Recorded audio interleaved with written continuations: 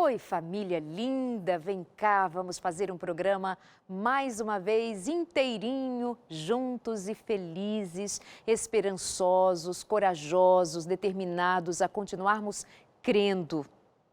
As coisas estão acontecendo de uma maneira inesperada. Quem tinha em mente que alguma coisa como essas que nos acontece agora estaria acontecendo como vimos agora? O Brasil já contabiliza os seus mortos passando dos 11 mil até amanhã. Esse número aumenta e só aumenta. E eu penso que alguns de nós talvez não estejamos nos dando conta de que a situação é grave, é dura, é difícil. O número de pessoas ansiosas, muito ansiosas, enfermiças na mente, um sentimento de angústia, de agonia. Os relatos é que isso tem sido avassalador e muita gente está doente, emocionalmente falando, por se dar de ver tudo o que está acontecendo. Mas quando eu começo o programa dizendo: oi, família, corajosa, feliz, animados, façamos o programa, não significa dizer que nós estamos nos esquecendo da realidade. Mas nós também precisamos ser voz de esperança e encontrarmos em meio às circunstâncias alguma forma de nós ainda encontrarmos um jeito de usufruirmos de paz, de vida, em comunhão com a família, a alegria com os filhos. E nós precisamos proteger os filhos de tantas notícias más e tantas situações que são contadas a todo o tempo. E nossos filhos não têm condição de lidar com tudo isso dessa maneira.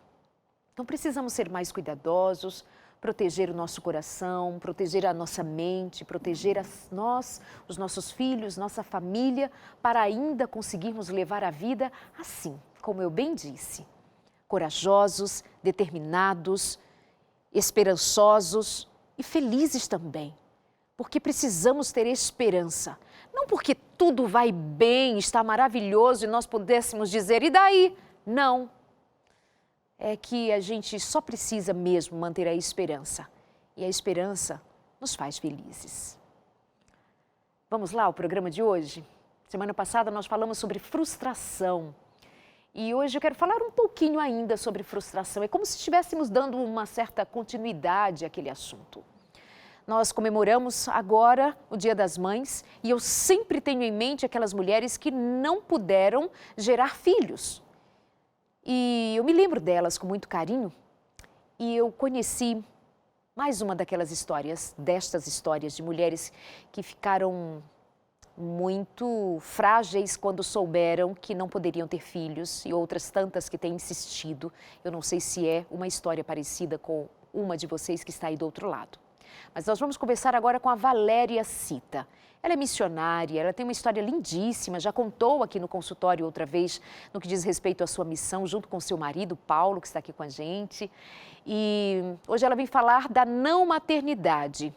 Como vai, Valéria? Boa noite. Tudo bom? Tudo bem, Darleide. Boa noite a todos os amigos também.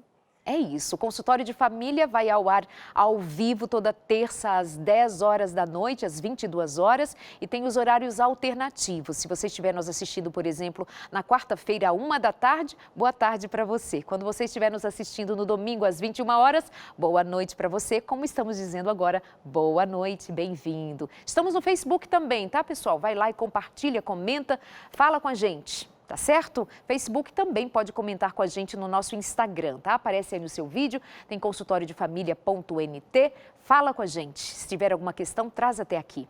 Valéria, como foi o não ser mãe para você? O seu sonho era de ser mãe e foi frustrado? Conta essa história. Ok.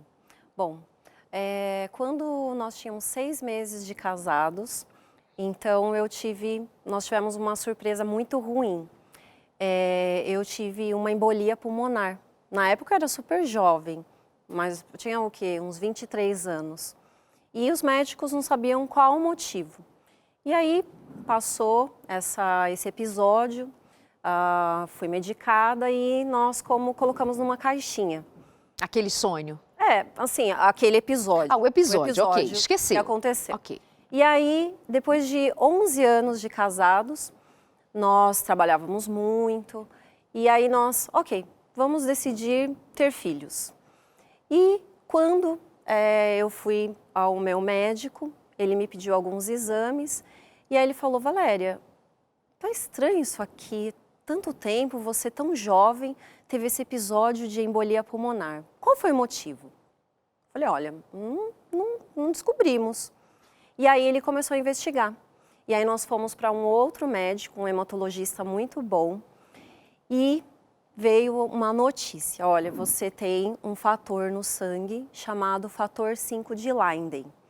E a gente ficou, o que é isso? Fator 5 de Leiden? E aí o médico explicou para nós que basicamente, eu não sou da área de saúde, mas vou explicar como uma leiga, basicamente o meu sangue, ele tem a propensão de ser mais grosso, mais espesso. E aí ele disse, então é o seguinte, você vai precisar tomar um medicamento para sempre. Como assim? Ah, é isso. E você está pensando numa gravidez? E olha, é complicado, é bem difícil. E aí a gente começou a pesquisar. E a gente viu que realmente esse fator dificultava a gravidez, mas que era possível. E aí o tempo foi passando e nós fomos em um outro médico e, de novo, o mesmo diagnóstico. E aí nós decidimos, depois de um tempo, encontramos assim, Darleide, o melhor médico de São Paulo. Consulta super cara, levamos todos os exames e aquele sonho de ser mãe, para mim, na minha visão, era o legado. Então, tudo que eu tenho hoje, tudo que eu e o meu esposo construímos, não só de bens materiais, mas o nosso conhecimento, para quem que a gente vai passar? Então, era essa a dor, sabe? E era esse o sonho também. E aí nós fomos nesse médico e apresentamos para ele todos os exames e eu lembro que eu estava assim muito feliz. E o Paulo também. Ok, chegamos no cara. Ele vai resolver tudo. Claro que nós estávamos orando e colocamos nas mãos do Senhor. Olha, Senhor, nós queremos, mas que seja feita a tua vontade.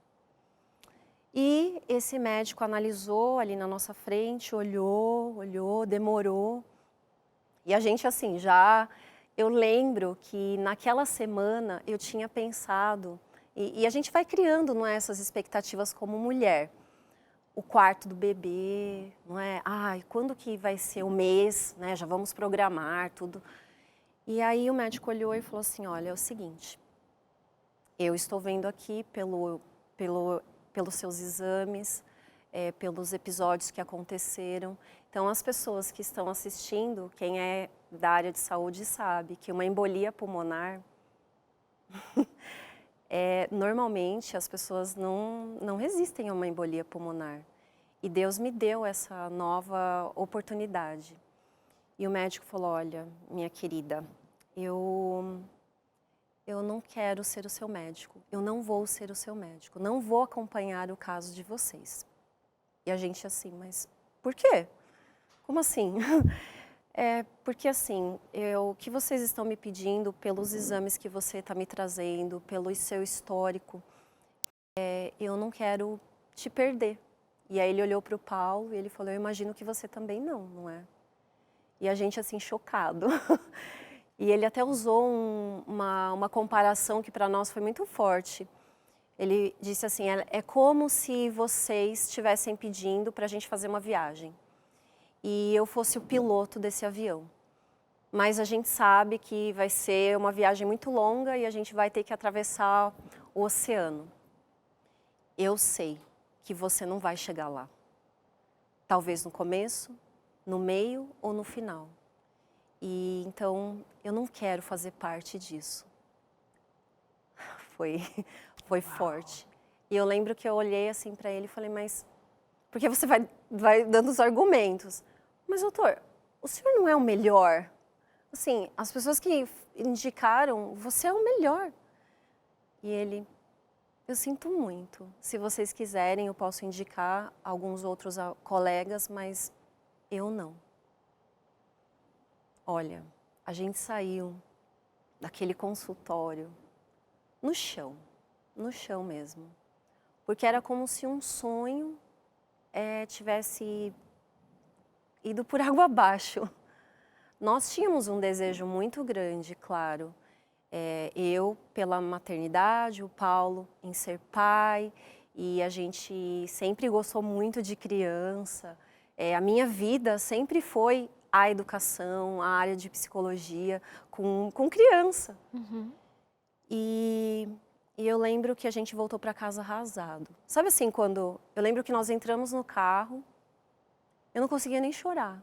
E a gente foi até a nossa casa em silêncio, praticamente em silêncio.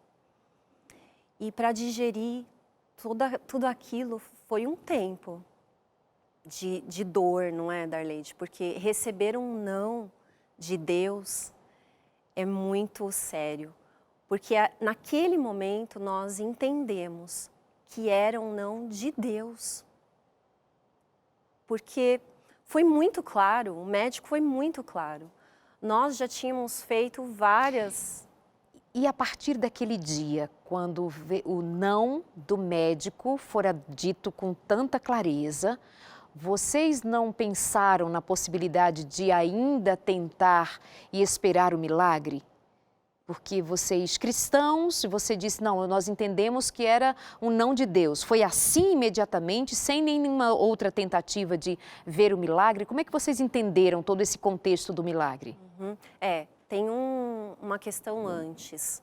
Antes de chegar nesse médico, então, como eu tive esse episódio de embolia pulmonar e toda essa questão desse fator 5 de Leiden, os médicos que me acompanharam, eles disseram, bom, você quer ter bebê agora? Eu disse, não, agora não, um tempo atrás. E eles falaram, você não pode usar nenhum tipo de hormônio. E aí eu lembro que nós decidimos, eu coloquei um DIU especial. E antes de chegar nesse médico, em oração, nós decidimos tirar esse DIU. E nós tentamos por 2 anos. O meu médico, o meu ginecologista, que é uma pessoa assim maravilhosa, um homem de Deus, eu lembro que ele falou assim, não contem para ninguém, só ponham o joelho no chão e Deus vai responder. Mas vocês sabem que eu não gostaria de fazer isso, porque ele sabia do risco. E em oração nós corremos esse risco. E 2 anos, Darleide, nós ficamos tentando. E não assim... veio, o que você entendeu, então, o que você entendeu naqueles 2 anos? Que a gente podia tentar um pouco mais. Foi quando nós fomos nesse médico. Tá, mas também dá para se pensar que naqueles 2 anos, se você tivesse engravidado, teria sido um risco que você teria enfrentado com a possibilidade de não terminar a sua gravidez. Sim, conversando com uma amiga, depois, não é, de todos... Ela falou algo assim que me marcou. Ela falou, Valéria, pensa bem, Paulo. Esses 2 anos foram 2 anos que Deus operou um milagre também na vida de vocês. De proteger vocês. De proteger. Aqui vem uma coisa muito interessante que eu acho super válido que a gente dê atenção. Muitas vezes nós ficamos muito focados no milagre. E nós nos esquecemos, porque não é nem que nos esquecemos, é que nós não nos damos conta, nós não percebemos, nós não temos visão a respeito do todo, porque nós estamos focados e porque somos de fato limitados. Mas a gente muitas vezes não se dá conta de parar e pensar que outros milagres me estão acontecendo, diferente do milagre que eu estou esperando agora. O que pode estar acontecendo nos bastidores que os meus olhos não conseguem ver? Como é que eu posso pensar a respeito daquilo que Deus está fazendo a meu favor? Eu sei, né, Valéria, nós sabemos que cada um tem a sua história. Cada mulher faz a sua tentativa, cada mulher tem o seu sonho. E tem muitas mulheres que investiram na possibilidade de ter um filho e que alcançaram o resultado. Mas há também aquelas outras tantas mulheres que até hoje guardam aquele sentimento, uma frustração, não deu. Por que Deus não me ouviu? Por que o milagre não veio? É neste momento que eu te faço uma pergunta. Você já parou para pensar que outros milagres podem estar acontecendo nos bastidores da tua vida, nos bastidores da graça de Deus? Aqui é uma questão a se pensar e agora o tempo passa e vocês agora têm o diagnóstico, naquele momento, têm o diagnóstico de não, mãe, não será pai, dói, vocês tiveram que agora pôr o pé no chão e encarar a realidade. E aí vem algo muito bonito na vida de vocês. Dá para contar num tempo tão curto? Claro, vamos resumir. Só uma questão interessante, sabe, Darleide, que eu perguntava muito para Deus, assim, quando eu olhava outras mães com outros filhos, por que ela e não eu? Então eu sempre pensava isso. E depois eu fui entender, e assim, várias situações aconteciam, crianças perdidas no supermercado, era sempre perto de mim. Coisas que aconteciam com crianças que me doía, sabe? Crianças sem cinto de segurança. E eu olhava, mas por que ela e não eu? Olha o que ela está fazendo de errado. Eu cuidaria desse menino. Eu cuidaria, eu seria bem melhor. Então, eu percebi que eram setas de veneno, sabe, no meu coração, pela dor que eu sentia também. E Deus foi me curando, foi um processo de cura. E aí a gente chega nesse ponto. Quando nós caímos na real, nós entendemos que era um não de Deus. Até hoje nós sabemos que quando, e a gente tem isso muito no nosso coração, quando Deus ele fecha uma porta, tenha certeza que Ele abre milhares de outras. E foi isso que Ele fez na nossa vida. Nós fomos, uma longa história, não é? Fomos fazer uma missão e onde era essa missão? Do outro lado do mundo. Bem ali, na Índia. Do lado. Lá na Índia, em Calcutá. Na verdade, nós estávamos a 2 horas de Calcutá, nas vilas. E onde? Num orfanato. Ai, ai, ai, ai, ai. Eu lembro que eu e o Paulo combinamos assim, olha, vamos combinar o seguinte, a gente não pode, nós não podemos nos envolver muito com as crianças. Porque a gente vai amar muito as crianças e a missão basicamente é de 1 ano, 2 anos. E é melhor não nos envolvermos. Darleide, impossível. Quem que vai para um orfanato e não se envolve? 3 dias depois, a gente já estava amando aquelas crianças. E foi assim, realmente uma experiência que mudou a nossa vida para sempre, para sempre. Mudou os nossos valores. Eram 53 crianças, entre crianças e adolescentes, mas a maior parte deles crianças pequenas. E quando nós estávamos lá, de verdade, nós fizemos com aquelas crianças tudo o que a gente sonhava em fazer com os nossos filhos. Então, assim, eu sempre sonhei em tocar flauta com a minha filha. Sempre sonhei em tocar flauta com meu filho. A gente pensava basicamente em 2 filhos, no máximo, não é? E sempre sonhei em ensinar, estudar a Bíblia. O Paulo gosta muito de fazer pipa. Então a gente tinha esses sonhos para 2, no máximo. E Deus nos deu 53. E vocês cuidaram deles, instruíram. E como é que muitos deles te chamam até hoje? Eles nos chamavam lá de Miss Valéria e Sir Paulo. Então, era até interessante porque normalmente na nossa cultura você vai na casa de alguém, bate na porta, lá, né, faz o barulho batendo na porta. Lá não, lá é knock knock. Então eles falam, knock knock Miss Valéria, knock knock Sir Paulo. Darleide, era um knock knock de manhã até a noite. Porque eram muitos filhos. Sim, eram muitos. E para nós era uma felicidade aquilo. E aí, vamos mostrar aqui algumas fotos deles. Israel, seleciona aí pra gente, principalmente os meninos, os grupos, assim, os meninos e meninas, claro. Tá bem. Vai passando aí algumas das imagens para o pessoal ver quem são esses. Olha, a quantidade. Para apresentar os nossos filhos do coração. Ali é o Paulo, que é o marido da Valéria. Foi o nosso começo. Olha o que eles prepararam para a gente. Para receber vocês. Eles que arrumaram o nosso quarto quando nós chegamos, mais de 36 horas de viagem. As meninas que me ajudaram a vestir. Gente, é isso aí, tá? a Índia. Índia. E nós nos acostumamos com um mundo totalmente diferente. A língua, a roupa, a comida. Eles comem com a mão, não tem talheres. Porque é cultural isso, né? É cultural. E nós, na segunda vez que nós fomos, nós levamos camisetas do Brasil para eles e saias do Brasil para as meninas. Então eram os presentes que nós tínhamos para levar e assim, era só bênção. Cada dia, na verdade assim, era como, cada semana era como se fosse um mês. De tanto aprendizado que era. Valéria, eu te ouvi contar essa história e você dizendo de como ensinou essas crianças a comerem mais saudável. Olha aí uma horta que eles plantaram. Ensinou as crianças, são crianças que estão naquele orfanato, assim, sendo protegidas de serem vendidas, de serem sacrificadas.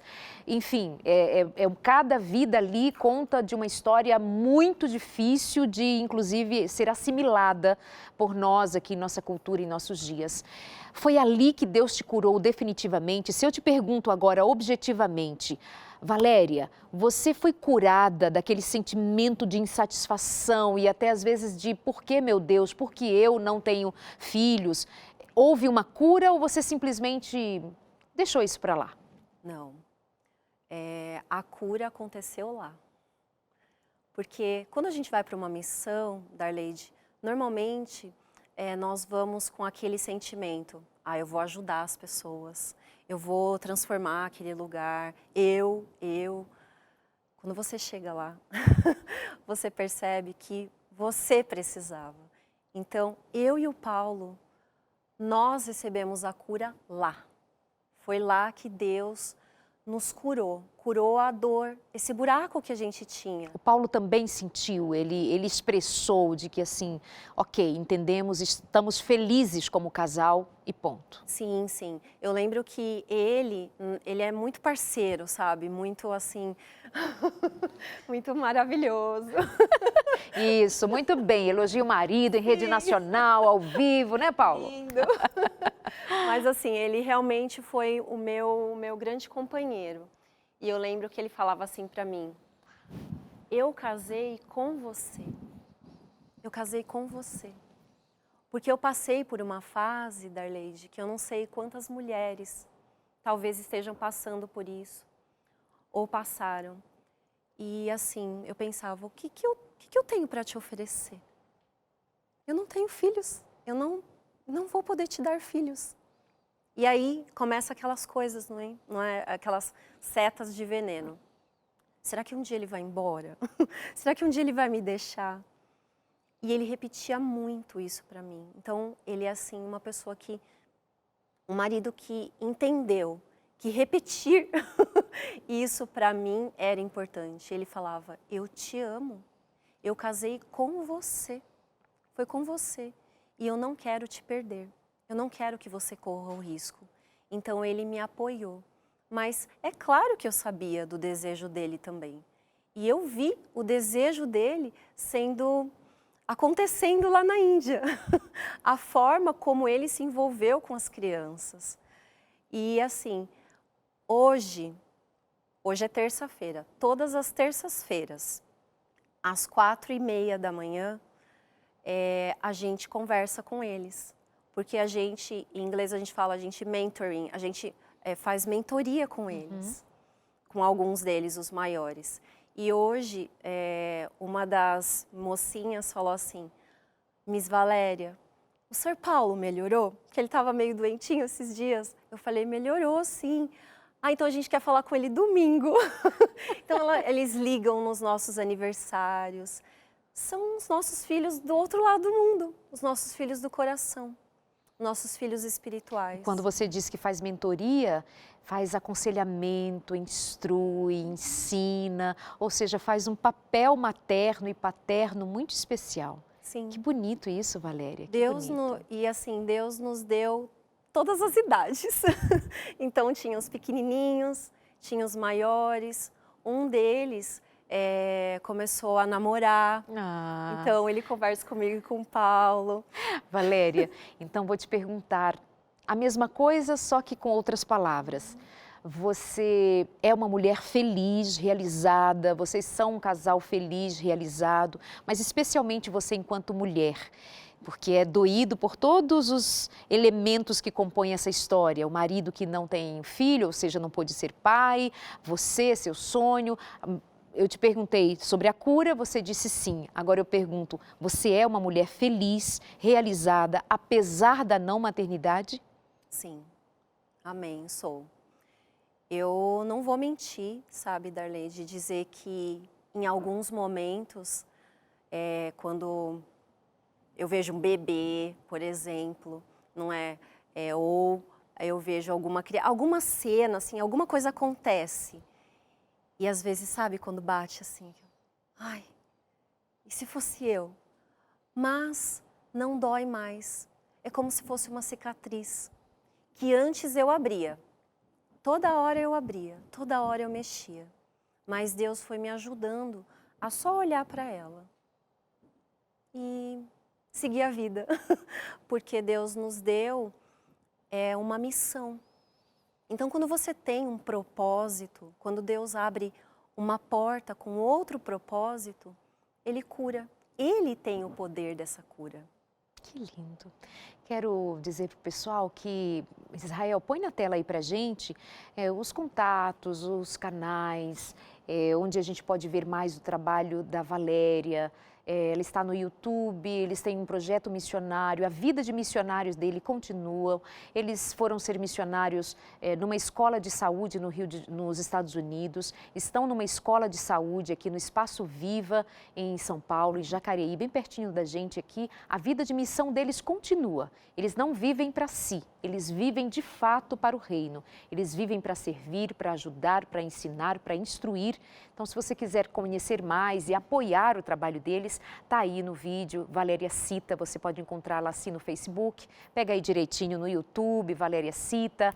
Tão bonito esse sobrenome, é o sobrenome do Paulo, né? Paulo Cita. Muito obrigada. Que agradeço. Obrigada por abrir algo tão íntimo, tão pessoal e entender que isso também faz parte do seu ministério.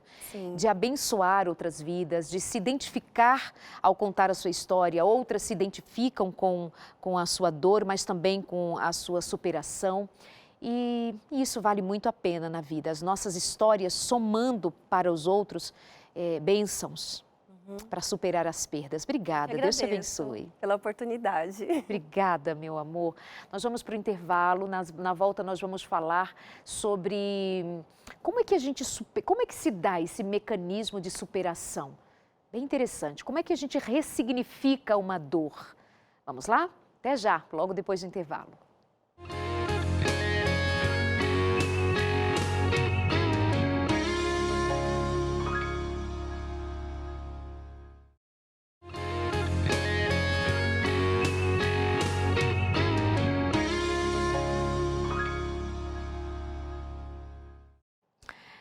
Revista Entre Família para você. Olha esse tema aqui que legal, que incomoda muita gente, muitos casais. Vê se pega aqui, ó.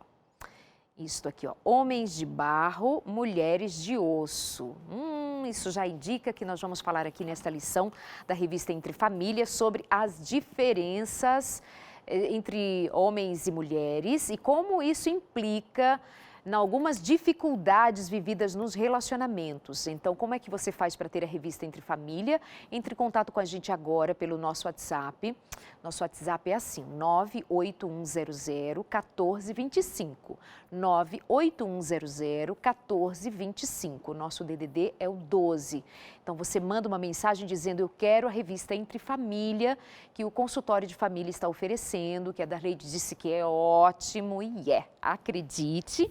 Está aí no seu vídeo, tá fixo para que você possa com o tempo anotar. Pode também em horário comercial ligar para a gente, o 12 21 27 31 21, mas é tão rápido, tão prático mandar a sua mensagem no WhatsApp e a gente pode mandar para você inclusive o link para que você tenha acesso sem precisar que nós enviemos para você pelo correio. Você pode receber pelo correio, mas pode também fazer online e a gente diz tudo para você como funciona direitinho, tá bem? Pessoal que está acompanhando a gente no Facebook pode pedir também, basta entrar em contato 12 981 981001425. Um beijo para todo mundo que está acompanhando a gente, usando as redes sociais, contando um pouquinho das suas histórias. Estava lendo aqui a história de uma mãe, especialmente, contando do seu relato da não maternidade. É isso, é duro, é uma frustração, mas é aquilo na vida, né, gente? A gente, como eu bem disse no bloco anterior, há aquelas mulheres que tentaram e deram o seu melhor e conseguiram. Outras mulheres fizeram o mesmo movimento, não conseguiram. Há outras mulheres que disseram, não quero, se não tive filhos naturalmente, não vou me submeter aos tratamentos. Cada uma tem a sua história, cada casal precisa viver a sua experiência, se respeitar, respeitar seus sonhos, seus desejos, sua condição, a sua habilidade para se lançar no desafio de uma tentativa e outra de ser mãe. Tudo é válido. É como disse o poeta, tudo vale a pena quando a alma não é pequena. Agora, quem determina o tamanho da sua alma, a estatura, a grandeza de quem você é, dos seus sonhos, dos seus planos e especialmente a sua convicção em Deus, só pode ser avaliado por você. É você quem dá o tamanho dessa relação, é você quem se submete ou não a esta ou aquela situação. É assim que funciona. Nós estamos aqui com a proposta hoje só de fazer-lhes pensar que muitas vezes também entender um não é o tamanho de um grande milagre. Aceitar e não se revoltar, aceitar e tocar a vida, continuar produtivo, não se amargurar, não causar com isto um dano para o resto da vida, não desfazer a conjugalidade. Tem tantos milagres envolvidos, está em suas mãos. Nós estamos aqui só colaborando para que tenha esperança, quer tendo filho, quer não tendo filho. O que vale a pena é viver cada dia o que a vida nos tem para oferecer de outras maneiras, tá certo?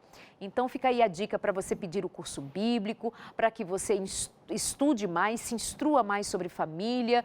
E aos que não têm filhos, a revista serve do mesmo jeito, fique muito à vontade, tem muitos temas interessantes, especialmente da conjugalidade também, tá bom? Vamos continuando aqui. Nesta segunda parte do programa, eu quero falar sobre como é que a gente supera, então, uma dor. Aquele foi o caso da Valéria. E o seu caso, e a sua história? E esta história aqui, olha, que eu compartilho com você agora. Ela diz o seguinte: eu tentei anos ter filhos, com todos os tratamentos possíveis, mas um dia eu fiquei triste, muito triste, e orei pela madrugada. E Deus me disse, em sonho, o resultado que ela iria buscar amanhã no laboratório. E ela entendeu, naquela madrugada, que o resultado seria não. Ela não estava grávida mais uma vez. E então ela chorou muito, mas entendeu o recado. E, por incrível que pareça, ela diz, acabou o sofrimento. Hoje eu sou mãe dos meus sobrinhos, das irmãs, do meu pai, enfim, eu fui curada por Deus. Mais uma história na direção da história da Valéria. Mas e aí? E outros casos que não contaram com um sonho? Como é que supera? Como é que ressignifica uma dor? Como é que dá um significado novo para a dor? E o que é isso? Como é que funciona? Eu recebo agora uma psicóloga com quem nós vamos conversar agora, Ana Flávia. Bem-vinda, tudo bom? Tudo bem, Darleide, obrigada. É sempre um prazer estar aqui com você. Muito obrigada. Fala pra gente, o que é superar uma dor? O que é ressignificar uma dor? Como é que as pessoas que estão ali do outro lado, que carregam um sentimento, uma história relacionada à maternidade ou não, uma moça me escreveu agora dizendo que desde 1 ano e meio que ela sofre de epilepsia e isso para ela é muito difícil e ela não tem filhos ainda.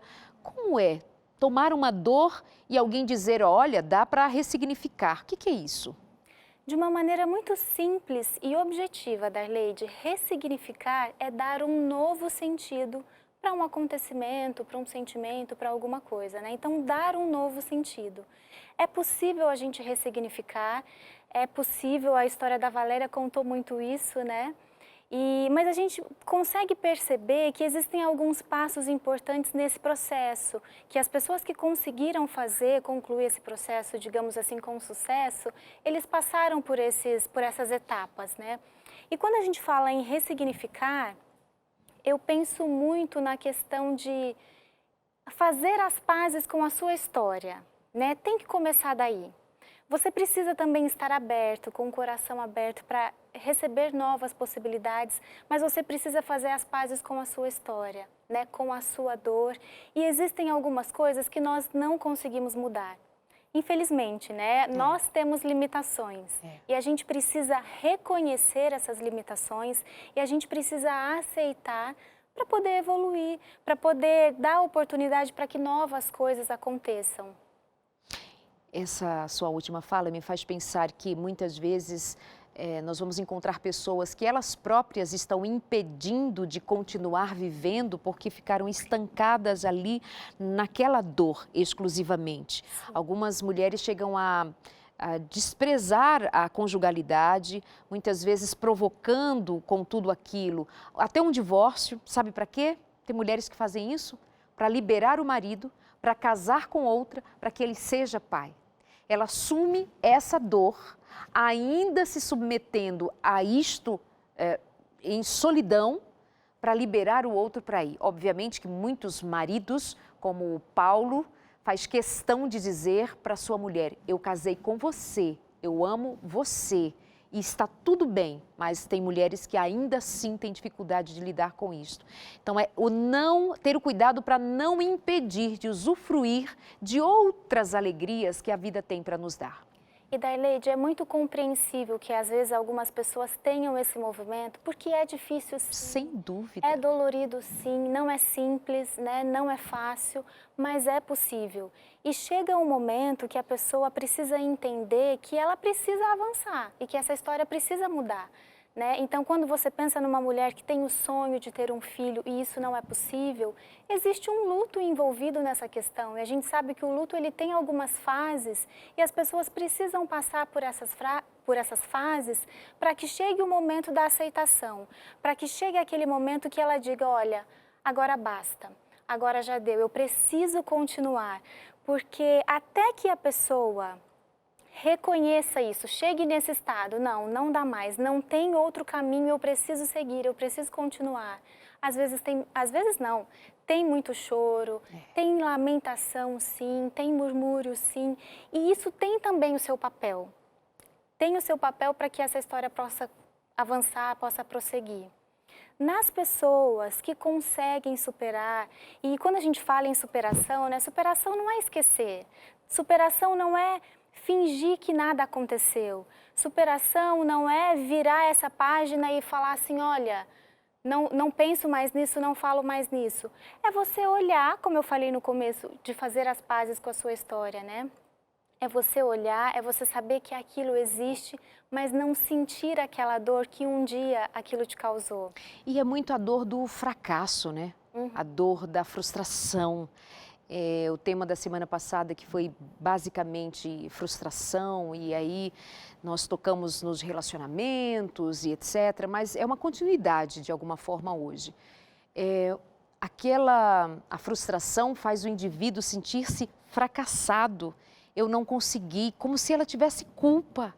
Né? E eu acho interessante quando você diz assim de fazer as pazes com sua história, é também fazer as pazes com você, como indivíduo, como mulher especialmente, já que toca muito, né, maternidade, de pensar assim: eu fiz, eu desejei, eu quis, mas não foi possível. Que culpa eu tenho? Nenhuma culpa. E quando a gente entende isso, que nem tudo está nas nossas mãos, nem tudo depende da gente, nem tudo está sob o nosso comando e o nosso controle, a vida fica um pouco mais leve. A gente precisa, nesse movimento de aceitação, a gente tira pesos, sabe?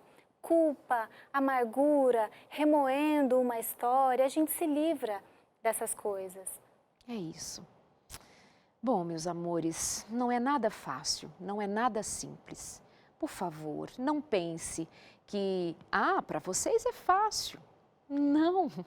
Nós acabamos de ouvir uma história de uma mulher que hoje diz ser feliz, estar curada, mas dentro de um processo, dentro de uma caminhada, de uma jornada, onde foi preciso passar por estas fases de uma certa raiva, de olhar para os filhos dos outros e pensar por que ela tem e eu não tenho, de pensar tanta coisa e às vezes mesmo chorar e brigar com Deus. Tudo faz parte, né, Ana? Sim. Tudo faz parte. E você falando, eu estava pensando também, Darleide, quando a gente se coloca e permanece nessa posição de vítima, a gente não consegue fazer muitas coisas. A gente está nessa posição de vítima, a gente está ali passivo, como que recebendo, né, todas as coisas, e a gente precisa escrever a nossa própria história, a gente precisa redefinir metas, a gente precisa procurar novos caminhos,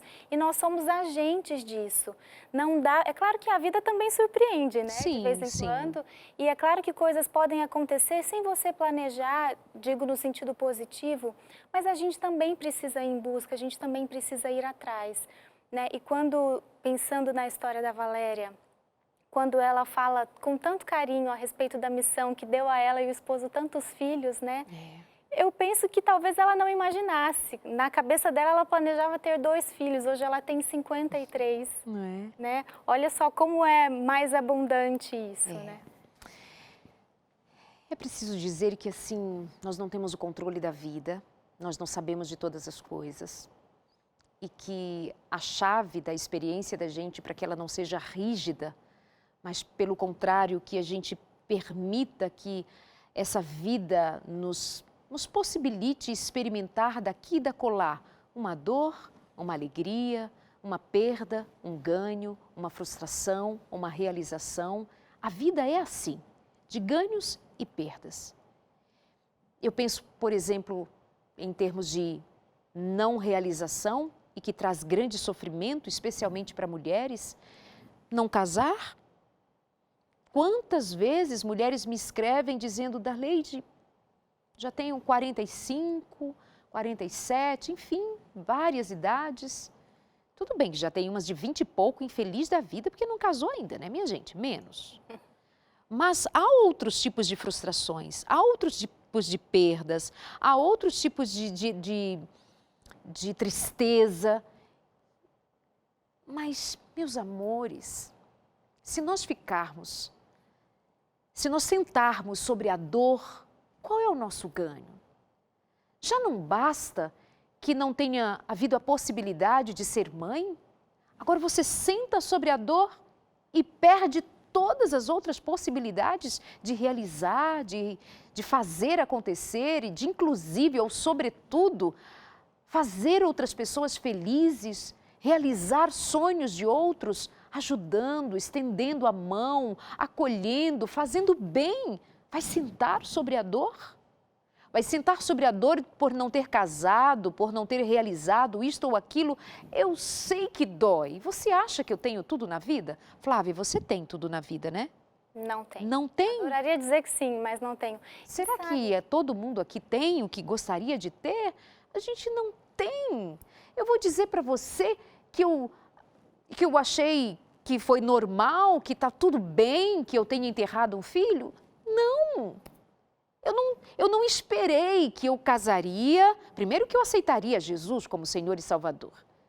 Então, aceitar a Jesus como Senhor e Salvador, pronto, é abrir os portais do céu, cair um pozinho de pirlim-pim-pim, então todos os milagres estão disponíveis para mim.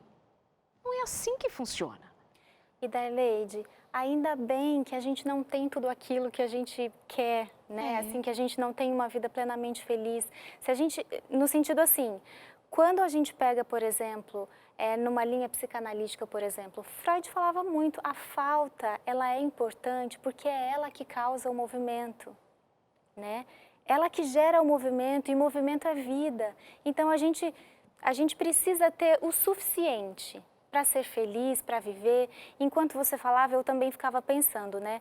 Às vezes a gente faz aquela nossa listinha, aquele planejamento. Não, eu vou ser feliz quando eu me casar.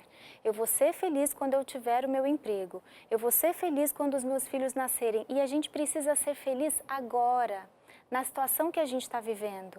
Porque, e quando isso não acontece? A vida vai parar? A vida não pode parar, a gente precisa continuar.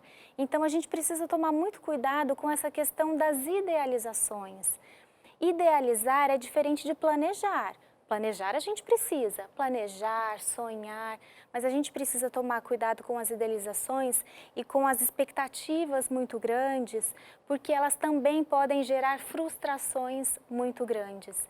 E quando eu ouço a história da Valéria, em alguns momentos eu até anotei algumas coisas importantes aqui.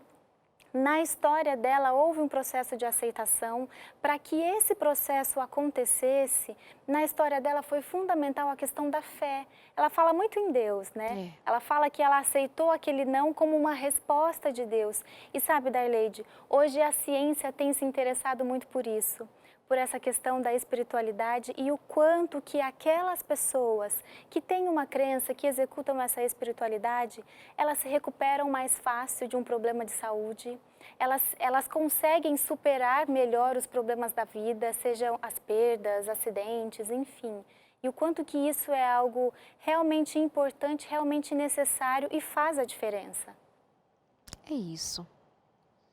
Faz a diferença. Marli, um beijo para você. Marlis colaborando aqui com a gente, dizendo que ressignificar a dor é dar a chance de Deus mostrar o milagre sobre outra perspectiva. É isso. Uma outra seguidora diz assim: oi, Darleide, eu creio que a adoção seja uma alternativa. E é mesmo. É uma alternativa e muito bem-vinda para muitos casais, para muitos que podem contar de histórias muito bonitas na adoção. A gente só não pode romantizar a adoção. Primeiro que adotar não é fácil. A fila para a adoção é imensa. Eu tenho amigos, você deve ter amigos, conhecemos muitas pessoas que se interessam por adoção e é praticamente um calvário, porque obviamente envolve ali muitas questões até que uma criança seja dada em adoção, e especialmente porque muitos pais escolhem bebês, meninas, brancas, infelizmente, tem os critérios mais desejados pelos pais. Então, não é o filho que venha, tenha a cor que tenha, venha de onde vier, eu quero e vou amar. Não é assim que acontece. Há uma seleção, há muita espera, há muito sofrimento envolvido também na adoção.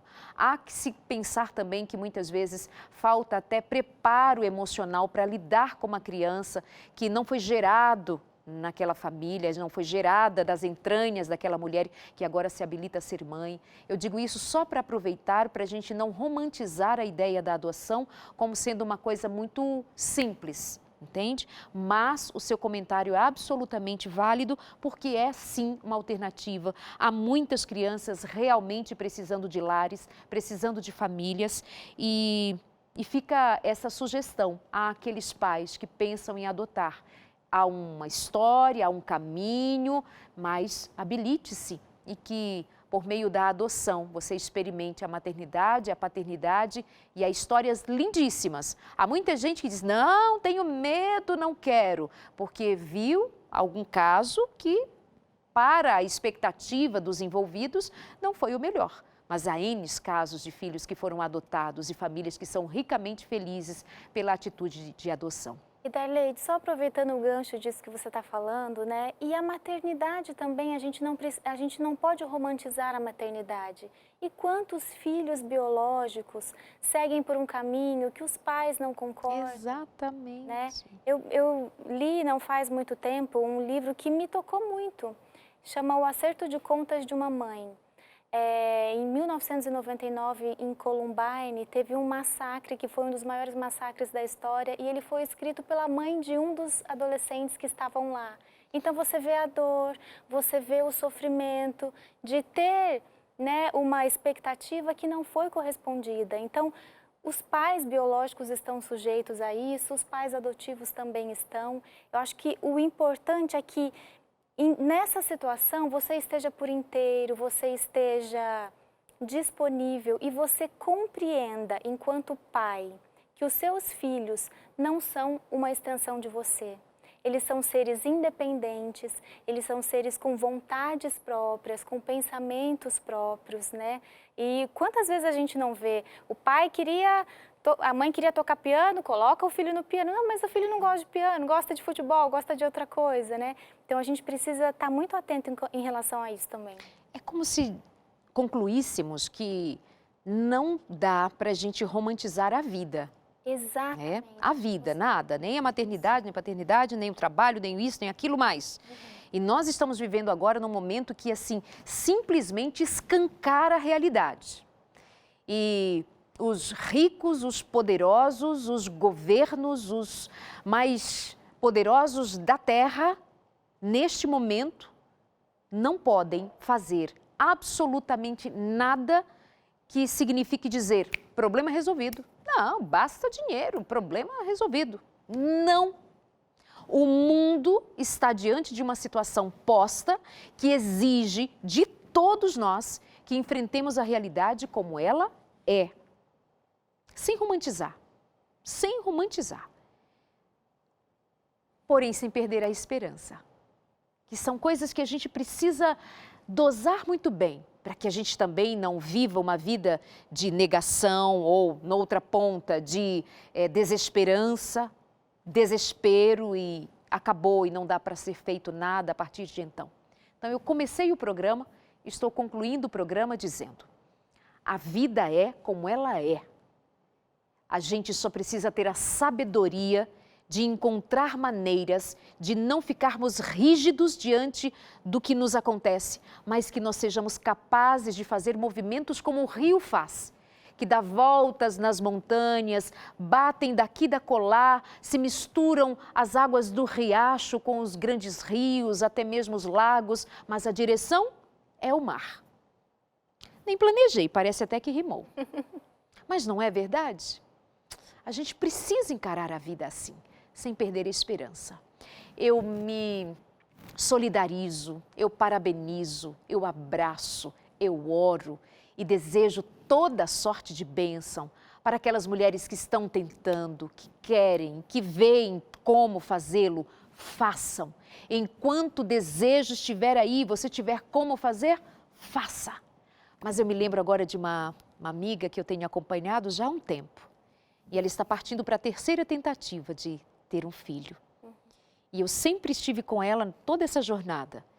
E eu disse, correspondendo àquilo que ela me trazia sempre, de dizer: você ainda tem vontade de tentar? Ela diz: tenho. Então tente, porque tem uma outra dor na vida que é terrível, é a dor do arrependimento. Ah, se eu tivesse feito. Ah, se eu pudesse ter tentado. Ah, por que eu não fiz? Quando o tempo passar, passou.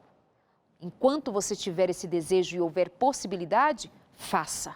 Mas quando todas as possibilidades, como aquele grande especialista, aquele grande homem no diploma, na ciência, no conhecimento, disse: Valéria, Paulo, é não, eu não. Eles entenderam: o que eu faço com esse não? Sento sobre ele ou vamos ver outras formas de viver? E foram viver. Foram parar na Índia e de lá tantos outros lugares. E tudo isso foi processo, até que pôde experimentar olhando um para o outro. Nós estamos curados. E Darley, É assim. você fala de esperança, né? E você também falou de coragem. E a gente vê na história do casal, é preciso ter coragem para sair daqui. Para ir para a Índia também, né? Uma cultura diferente, tudo diferente, é preciso ter coragem.